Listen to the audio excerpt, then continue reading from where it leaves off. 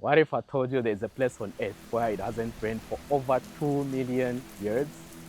More details in the comment section below. Hi, it is Kapango Sai, also known as Kekos, Space Pod, and I'm just so glad to welcome you to the month of August. But before I talk about the month of August, I'll quickly talk about the month of July. By the grace of God, the month of July we were looking at strength and focusing on joy as a precursor of having intimacy with God. But for the month of August, by the grace of God, we are looking at holiness and focusing on purity as a precursor of having intimacy with God. Now, one would ask to say, why is purity an important aspect in having intimacy with God? When you look at the Levitical priesthood, which we no longer adhere to, by the way, priests at that time had to go through certain procedures, certain consecrations, purifications, and cleansing before they could stand and minister before God for themselves and for the people at large. That helps us understand to say purity not only helps and allows us to experience God at a deeper and intimate level, but also to reflect who He is in His holiness.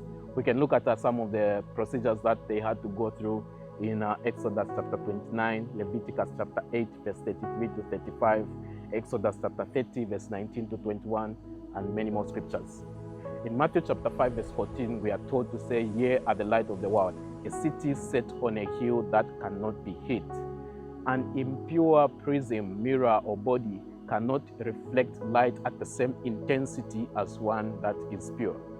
Purity therefore helps us not only to capture God's light at its most intense state, but also allows us to let that light shine at that same intensity and radiate to the world without it being obscured by certain elements of the flesh. Right. We need purity in several areas. We need purity of the heart. We can understand that in Matthew chapter 5, verse 8. We need purity of the mind and thoughts. In Hebrews chapter 4, verse 12, we can understand that further. We need purity in speech and conduct. Matthew chapter 5, verse 16, Titus chapter 2, verse 6 to 8, 1 Timothy chapter 4, verse 12 can enlighten us more about that. We also need sexual purity, as we can read in 1 Corinthians chapter 6, verse 18 to 20, 1 Thessalonians chapter 4, verse 3 to 5. We need purity of intentions. Proverbs chapter 16, verse 2, Jeremiah chapter 17, verse 10 helps us understand that more.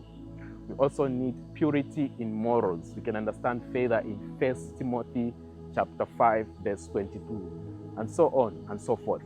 So for the month of August, we will look at as many scriptures as possible that talk about this area and direction we've taken, and we pray that God will give us the grace to understand even more. I'll see you next time. God bless you. Bye-bye.